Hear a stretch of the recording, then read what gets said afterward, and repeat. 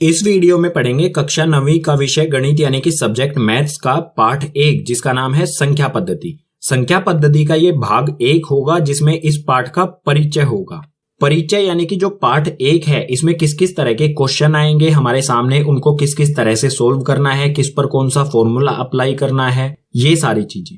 तो पार्ट 1 के कुल 8 भाग हो गए। भाग 1 में हम परिचय करेंगे यानी कि इसी भाग में। भाग 2 में हम एक्सरसाइज 1.1 के सभी क्वेश्चन, इसी तरह से भाग 3 में एक्सरसाइज 1.2 के सभी क्वेश्चन, भाग 4 में एक्सरसाइज 1.3 के सभी क्वेश्चन, इसी तरह से कुल 8 भाग बनाए जाएंगे। 8 भाग जरूर देखना है, उसमें मैं आपको कुछ इंपॉर्टेंट क्वेश्चन कराऊंगा और आपको कुछ घर के लिए काम भी दूंगा।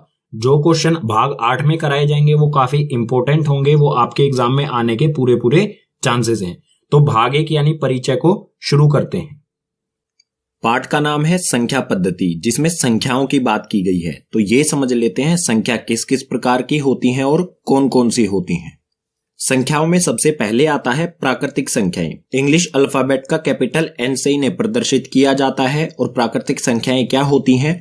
यह संख्याएं 1 से अनंत तक होती हैं। अगर हम गिनती गिनना शुरू कर दें, 1 से लिखना शुरू कर दें, 1 2 3 4 5, इस तरह से जहां तक भी गिनती होती है वहां तक सभी संख्याएं प्राकृतिक संख्याएं होंगी। अगर 1 से शुरू करें अनंत तक तो सभी संख्याएं प्राकृतिक संख्याएं होंगी। दूसरा है पूर्ण संख्याएं। पूर्ण संख्याओं को इंग्लिश अल्फाबेट के W से प्रदर्शित किया जाता है। ये क्या होती हैं? यह संख्याएं 0 से अनंत तक होती हैं। पूर्ण संख्याएं 0 से शुरू होती हैं। अगर हम इन्हें लिखेंगे तो ये कुछ इस तरह से होगी, 0 1 2 3 4, इसी तरह से ये भी अनंत तक होती है। आप यहां पर देखो, अगर प्राकृतिक संख्याओं में आगे हम 0 लगा दे तो ये क्या बन जाएंगी? पूर्ण संख्याएं बन जाएंगी। पूर्ण संख्याएं जो 0 से अनंत तक होती हैं। आगे है पूर्णांक। पूर्णांक को इंग्लिश अल्फाबेट के Z से प्रदर्शित किया जाता है। और पूर्णांक क्या होते हैं?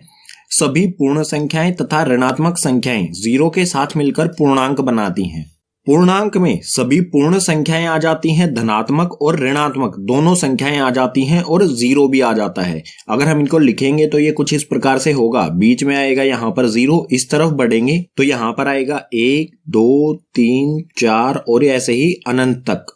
और बाईं ओर यानी कि लेफ्ट साइड में अगर हम आएंगे तो ये आएगा -1, उसके बाद -2, उसके बाद -3, इसी तरफ भी अनंत में, दोनों तरफ अनंत होगा। 0 के इस साइड भी अनंत तक और 0 के इस साइड भी अनंत तक होगा। ये ऋणात्मक होंगी और इस तरफ धनात्मक होंगी। पूर्णांक जो है वो 2 तरह के होते हैं। धनात्मक पूर्णांक जो कि जमा वाले होते हैं, 0 से राइट साइड में यानी कि दाईं तरफ होते हैं। और ऋणात्मक पूर्णांक जो कि 0 से बाईं तरफ यानी कि लेफ्ट साइड में होते हैं। घटा वालों को कहा जाता है ऋणात्मक, और जमा वाले जो पूर्णांक है उन्हें कहा जाता है धनात्मक पूर्णांक। संख्याओं के प्रकार में आगे है अभाज्य संख्याएं। अभाज्य संख्याएं क्या होती हैं? 1 से बड़ी वे प्राकृतिक संख्याएं जो 1 या स्वयं के अलावा किसी और से विभाजित ना हो। ऐसी प्राकृतिक संख्याएं जो 1 से तो बड़ी हों और 1 और खुद से ही विभाजित हों, यानी कि 1 के पहाड़े में और खुद के पहाड़े में ही आए, ऐसी संख्याओं को कहा जाता है अभाज्य संख्या। उदाहरण दे देता हूं, जैसे 2 क्या होता है? 1 के पहाड़े में आता है, या फिर 2 सिर्फ 2 के खुद के पहाड़े में ही आता है। इसी तरह से हो जाएगा 3 भी क्या है? 1 के पहाड़े में आएगा या फिर खुद 3 के पहाड़े में आएगा। 3 के बाद जो हमारी अभाज्य संख्या आती है वो होती है 5, उसके बाद 7, उसके बाद 11। आप इन सभी संख्याओं को देखें, ये 1 के पहाड़े में आएंगी या फिर ये खुद के पहाड़े में आएंगी। 5 जो है वो या तो 1 के पहाड़े में आएगा या खुद के पहाड़े में आएगा। तो ऐसी संख्याएं जो 1 के या खुद के पहाड़े में ही आती हैं उन संख्याओं को कहते हैं अभाज्य संख्याएं। संख्याओं के प्रकार में अगला है भाज्य संख्याएं। भाज्य संख्याएं क्या होती हैं? 1 से बड़ी वे प्राकृत संख्याएं जो 1 या स्वयं के अलावा किसी और से विभाजित हो जाएं। ऐसी प्राकृत संख्याएं जो 1 से तो बड़ी हों और 1 या फिर खुद के अलावा भी और किसी के पहाड़े में जो आती हों, ऐसी संख्याओं को कहते हैं भाज्य संख्याएं। या फिर हम ये भी कह सकते हैं, अगर प्राकृत संख्याओं में से अभाज्य संख्याओं को निकाल दिया जाए तो बचेंगी सारी भाज्य संख्याएं। उदाहरण दे देता हूं, जैसे हो गया 4 किस किस के पहाड़े में आता है? 1 के पहाड़े में आता है, 4 के पहाड़े में आता है और 2 के पहाड़े में भी तो आता है ना 4। तो इसके क्या हो गई? 2 से ज्यादा अगर गुणनखंड हो जाए ना तो उसे कहेंगे हम भाज्य संख्याएं। 2 के पहाड़े में भी आता है ये, तो ये हो गई भाज्य संख्याएं। इसी प्रकार से जैसे 16 हो गया, 9 हो गया, ये सारी क्या हो जाएंगी? भाज्य संख्याएं। क्योंकि ये एक और खुद के अलावा और पहाड़ों में भी आती हैं। जैसे 16 यहाँ पर एक के पहाड़े में भी आता है, 2 के में भी आता है, 4 के में भी आता है, 8 के में भी आता है और 16 के में भी आता है। तो एक और खुद के अलावा किसी भी पहाड़े में अगर आ जाए तो वे संख्याएं भाज्य संख्याएं कहलाएंगी। संख्याओं के प्रकार में आगे है परिमेय संख्याएं। परिमेय संख्याएं काफी इंपॉर्टेंट है इस पाठ में, तो अच्छी तरह से इन्हें समझे। परिमेय संख्याओं को कैपिटल क्यू, इंग्लिश अल्फाबेट के कैपिटल क्यू से इन्हें दर्शाया जाता है। परिमेय संख्याएं क्या होती हैं? इन संख्याओं को p बटा क्यू के रूप में लिखा जा सकता है। कोई भी ऐसी संख्या जिसे p बटा क्यू यानी कि अटे बटे में लिखा जा सके, ऐसी संख्याओं को कहेंगे परिमेय संख्या। उदाहरण दे देता हूं, जैसे उदाहरण हो गया हमारा 2/3। इसको हम किस तरह से लिख सकते हैं? p बटा क्यू यानी कि अटे बटे में हम इन्हें लिख सकते हैं, भिन्न के रूप में हम इन्हें लिख सकते हैं। ऐसी संख्या जिसे भिन्न के रूप में लिखा जा सके वो सभी परिमेय संख्या कहलाएंगी। इसी प्रकार से 1/2 हो गया परिमेय संख्या। बहुत सारी संख्याएं जो भी भिन्न होगा उसे हम परिमेय संख्या कह सकते हैं। इसके बाद है अपरिमेय संख्याएं। अपरिमेय संख्याएं कौन सी होती हैं? वे संख्याएं जिन्हें p बटा क्यू के रूप में नहीं लिखा जा सकता। ऐसी संख्याएं जिन्हें भिन्न के रूप में या फिर p बटा क्यू के रूप में नहीं लिखा जा सकता है, उन्हें कहेंगे हम अपरिमेय संख्याएं। अपरिमेय संख्याओं का सबसे अच्छा उदाहरण है पाई। पाई को p बटा क्यू के रूप में नहीं लिखा जा सकता है। अब आप कहेंगे कि पाई का मान तो 22/7 होता है, ये तो p बटा क्यू के रूप में लिखा गया है। लेकिन आपको पता होना चाहिए कि पाई का एग्जैक्ट मान जो है वो 22/7 नहीं होता, ये लगभग मान होता है। ठीक है, तो ये पाई का मान एग्जैक्ट नहीं होता, हम सिर्फ मानते हैं इतना। पाई का मान जो है उसे हम p बटा क्यू के रूप में नहीं लिख सकते हैं। पाई एक अपरिमेय संख्या है। इसी प्रकार से √2 हो जाए, √3 हो जाए, ये संख्याएं भी क्या होंगी? अपरिमेय संख्याएं होंगी, क्योंकि इन्हें p बटा क्यू या फिर भिन्न के रूप में नहीं लिखा जा सकता है। संख्याओं के प्रकार में लास्ट है वास्तविक संख्याएं। वास्तविक संख्याओं को इंग्लिश अल्फाबेट R से दर्शाया जाता है और ये क्या होती हैं? सभी संख्याओं का संग्रह। वास्तविक संख्याएं सभी संख्याएं होती हैं, चाहे वो भाज्य संख्याएं हो, चाहे अभाज्य संख्याएं हो, चाहे परिमेय संख्या हो, चाहे अपरिमेय संख्या हो, चाहे प्राकृतिक संख्या हो, चाहे वो पूर्णांक हो, चाहे पूर्ण संख्याएं हो। सभी संख्याओं को अगर इकट्ठा कर दिया जाए या फिर सभी संख्याओं को हम कह सकते हैं वास्तविक संख्याएं। संख्याओं के प्रकार समझने के बाद आगे आता है पाठ में वास्तविक संख्याएं और उनके दशमलव प्रसार। जो भी हमारी वास्तविक संख्याएं होती हैं उनके दशमलव प्रसार किस प्रकार से होते हैं? जैसे हमें दिया गया है √2 या फिर हमें दिया गया है 1/2 या फिर हमें दिया गया है पाई। अगर हमें इनका दशमलव प्रसार निकालना हो, दशमलव प्रसार निकालने का मतलब क्या होगा? जैसे 1/2 है तो इसे हम रखेंगे अंदर, 1 को ऊपर वाली संख्या को रखते हैं हम हमेशा अंदर और नीचे वाली संख्या से किया जाता है भाग। अगर हम इसे भाग करें तो दशमलव प्रसार यानी कि जो उत्तर आएगा हमारा वो किस प्रकार से होगा? तो दशमलव प्रसार 3 तरह का होता है। पहले की बात कर लेते हैं। सबसे पहले पहला होता है दशमलव प्रसार शांत। शांत में क्या होता है? इस स्थिति में शेष 0 हो जाता है। शांत जब होगा जब शेष हमारा कहीं पर भी 0 हो जाए, शेषफल जो बचेगा भाग करने पर वो क्या हो जाए? 0 यानी कि 0 हो जाए। इसका उदाहरण ले लेते हैं। इसका उदाहरण हो जाएगा 1/2। इस स्थिति को अगर हम हल करेंगे तो भाग करना पड़ेगा। 2 जो है बड़ा है 1 से, तो 1 के पीछे हम यहाँ पर लगाएंगे 0 और 0 लगाने के बदले हम यहाँ पर क्या करेंगे? 0 लगा के पॉइंट लगा देंगे। भाग करना तो आता है ना, बिल्कुल आसान होता है। अब 2 के पहाड़े में 10 कब आता है? 2 के पहाड़े में आता है 5 पर 2 पंजे 10। 10 में से 10 गए तो 0। हमारा शेषफल में क्या आ गया? 0। अगर हमारा 0 आ गया तो ये हमारा 0.5, जो हमारा उत्तर आया वो क्या हुआ? 0.5। हमें कहीं ना कहीं जाके एक परफेक्ट उत्तर मिल गया, परफेक्ट आंसर मिल गया। तो इस प्रकार के दशमलव प्रसार को कहा जाता है शांत या फिर शांत दशमलव प्रसार।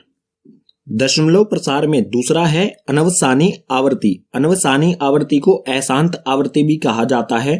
क्यों कहा जाता है ये समझेंगे। तो ये क्या होता है?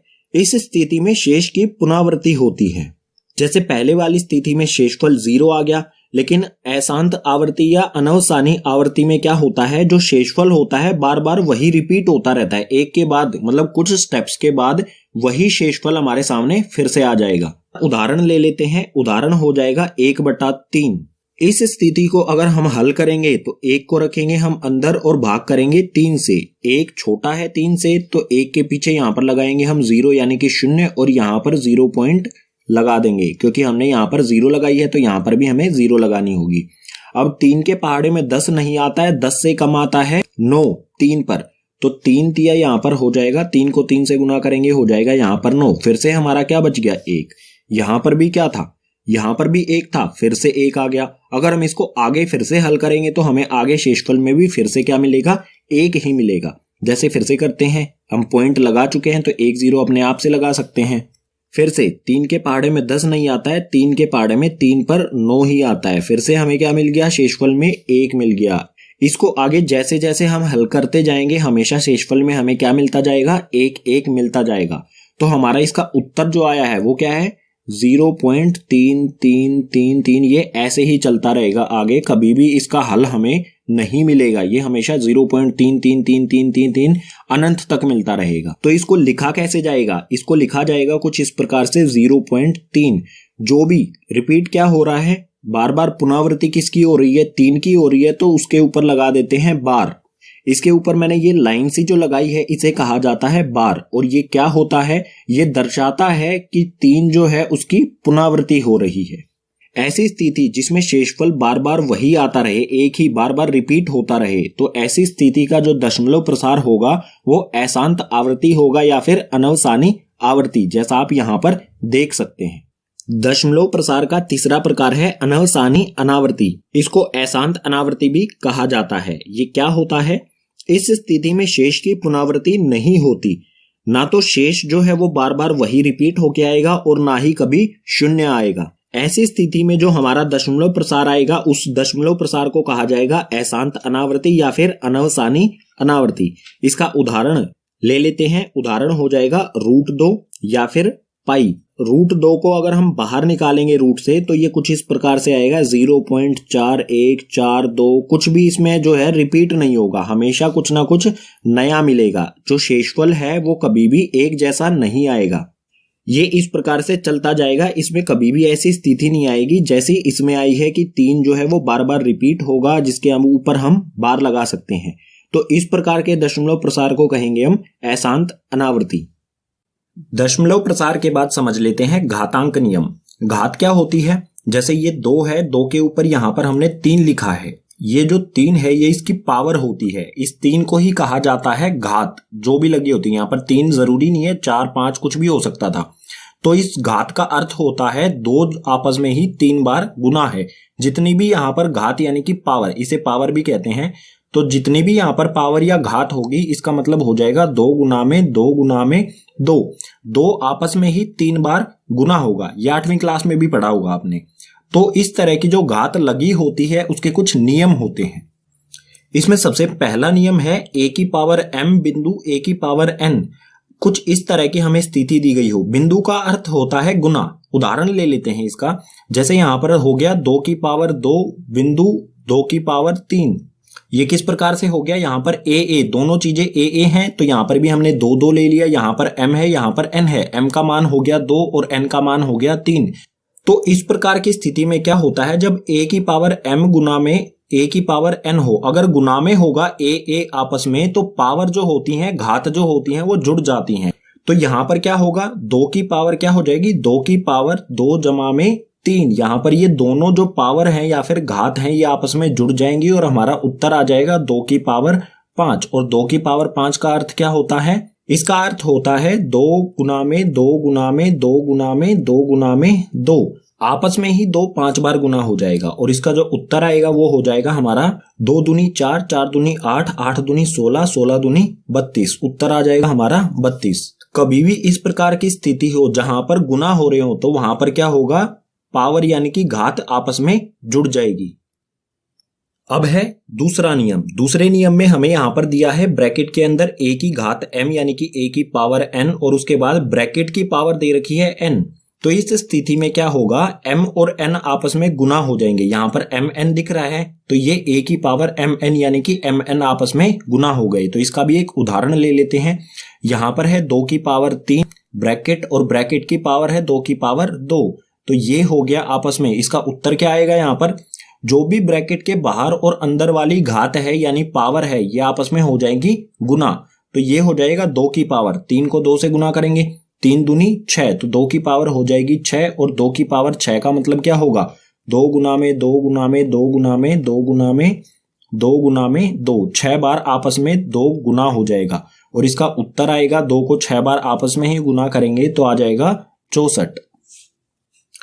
तीसरी स्थिति में a की पावर m बटे में a की पावर n है, यानी कि ये क्या है भाग में है। अगर भाग में होते हैं तो जो घात है वो घटती है, एक घात में से दूसरी घात घट जाएगी। उदाहरण ले लेते हैं, जैसे हमें दिया है 2 की पावर यहाँ पर 4 बटे में 2 की पावर यहाँ पर 2, तो ये क्या हो जाएगा 2 की घात 2 यहाँ पर आ जाएगा कॉमन, और जो घात है ऊपर वाली घात यानी कि m में से नीचे वाली घात माइनस हो जाएगी, घट जाएगी। तो यहाँ पर ऊपर वाली घात है 4, नीचे वाली है 2, तो यहाँ पर 4 में से 2 को घटा देंगे तो उत्तर आएगा हमारा 2 की घात 2। 4 में से 2 घटाने पर ये घात आ जाएगी 2। 2 की घात 2 होती है 2 गुना में 2, यानी कि उत्तर आ गया हमारा 4। घातांक का चौथा नियम हमें यहां पर दिया गया है। यहां पर आप ध्यान से देखें, a की पावर m यानी कि a की घात m और b की घात m, यहां पर घात बिल्कुल बराबर है, दोनों जगह m है, लेकिन यहां पर a और b जो हमारी संख्याएं हैं ये अलग अलग हैं। तो इस स्थिति में क्या होगा, संख्याएं दोनों आपस में गुना हो जाएंगी और जो घात होगी वो कॉमन बाहर आ जाएगी। इसका भी एक उदाहरण ले लेते हैं, जैसे यहां पर है 2 की पावर 2 और गुना में 3 की पावर 2। यहां पर आप देख सकते हैं दोनों घात जो हैं वो 2 2 यानी कि बराबर हैं, लेकिन संख्याएं 2 और 3 संख्याएं अलग अलग हैं। तो इस स्थिति में 2 और 3 यानी कि संख्याएं जो है वो आपस में गुना हो जाएंगी। तो 2 को 3 से गुना करेंगे, ये हो जाएगा 6, और घात जो होगी वो वैसी की वैसी रहेगी, उसमें कोई बदलाव नहीं आएगा। 2 2 घात है यहाँ पर तो ये 2 ही रहेगी। 6 की घात 2 का मतलब होगा 6 गुना में 6, और इसका उत्तर आ जाएगा 6 को 6 से गुना करेंगे तो 36।